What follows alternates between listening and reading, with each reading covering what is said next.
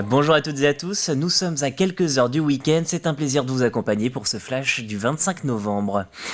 Plusieurs patients trouveront porte close dans les cabinets vendéens aujourd'hui. Une partie des généralistes participe au vendredi de la colère à l'appel d'une intersyndicale des médecins de Vendée. Leur revendication, plus de moyens, une meilleure éducation de la population au bon usage du système de santé. Les professionnels attendent enfin une meilleure reconnaissance du rôle du généraliste traitant. Bien sûr, en cas d'urgence, vous serez tout de même accueillis dans les cabinets.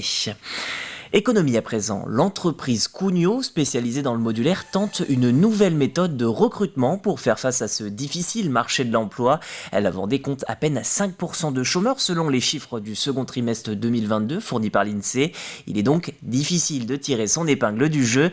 Pour cela, la société Genot présente aux candidats le produit fini plutôt que la conception, un moyen de se situer et voir la finalité de son travail. Colline Davy. On s'est avancé sur moi, donc voici un modulaire témoin qui représente une salle de classe. Pour recruter, on ne fait plus visiter les entreprises, mais le produit fini. Une nouvelle stratégie qui témoigne d'un besoin urgent de main-d'œuvre. On a des forts besoins de recrutement à partir du mois de janvier prochain, sur tous les métiers du second œuvre bâtiment. Plombier, électricien, carreleur, plaquiste, peintre solier, menuisier, monteur. Habituellement, on ouvre grand la porte aux agences intérim pour qu'elles puissent présenter ce que c'est qu'une usine qui fabrique du bâtiment. Une usine qui fabrique du bâtiment, c'est quelque chose de particulier et ce qu'on souhaite à travers cette ouverture ce midi, c'est permettre aux gens qui sont sur leur pause déjeuner de venir découvrir aussi un produit fini et voilà ce qu'ils vont produire pour nous demain. Le petit canapé. Autre originalité, la visite ne se déroule pas le soir ou le week-end, mais sur le temps de midi. L'avantage de prendre sur la pause du midi, c'est que ça permet effectivement à d'autres personnes qui sont peut-être en mission ailleurs de venir nous rencontrer ici. Aujourd'hui, les gens sont au travail du lundi au vendredi.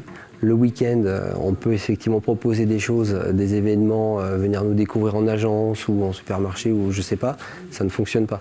Donc il faut plutôt les attirer, mais en même temps les attirer pendant la semaine de travail, où là ils sont focus sur le travail, sur leur carrière.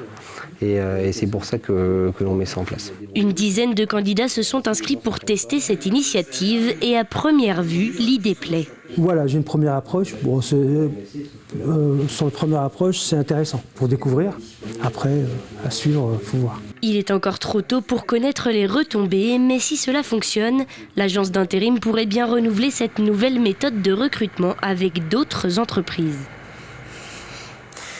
Un mot de la collecte nationale de la Banque alimentaire, c'est déjà la 37e édition et ça commence en ce moment même. 3 jours pour vous rapprocher des caddies de l'association partout dans tous vos supermarchés français et donner un peu de nourriture. En Vendée, 1200 bénévoles sont mobilisés pour l'occasion dans 150 magasins. Les dons profiteront ensuite, vous le savez, à plusieurs associations proposant de l'aide alimentaire.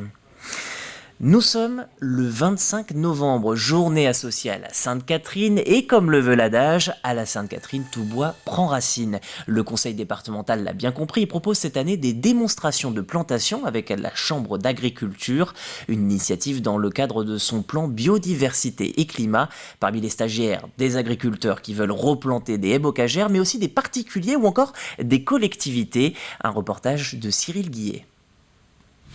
Donc plus on ouvre grand, plus il y a risque d'avoir d'herbe au pied du plan. C'est en bordure de champ, sur la commune du Langon, qu'agriculteurs et particuliers ont été conviés par la Chambre d'agriculture pour assister à une démonstration de plantation d'arbres.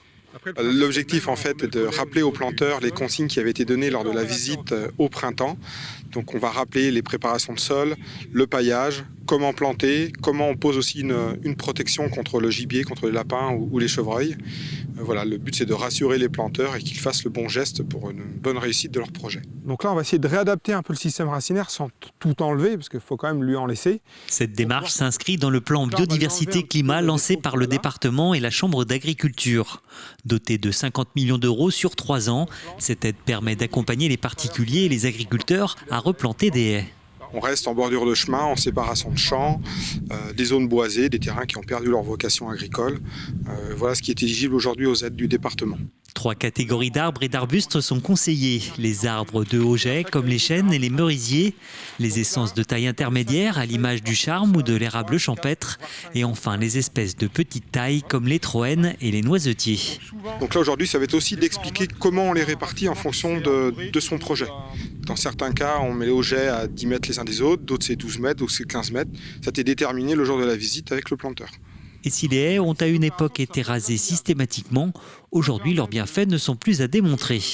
Limiter l'érosion, le bien-être animal par l'ombre apportée aux animaux. Et la haie permet d'abriter, de limiter les effets comme cet été, coup de chaud, sur une bande bien sûr, parce que la haie ne protège pas un champ de 500 hectares, mais voilà, on connaît tout ça, les effets brise-vent en fait.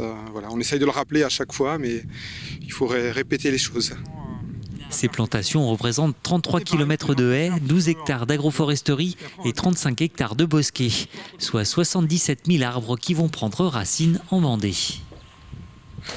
Un mot de sport à présent. D'abord avec du paratriathlon, le Lyonnais Thibaut Rigaudot repart des championnats du monde avec le titre de vice-champion. La nouvelle est tombée dans la matinée depuis Abu Dhabi aux Émirats Arabes Unis pour le Vendéen, dont c'était les tout premiers championnats du monde. Thibaut Rigaudot partage sa médaille avec Cyril Viennot. Il s'agit de son guide puisque le paratriathlète concourait dans la catégorie des déficients visuels. Et puis en football, Diane Delangle vous parlait voilà quelques jours de ses supporters aperçus lors du premier match des Bleus au Qatar avec un drapeau vendéen.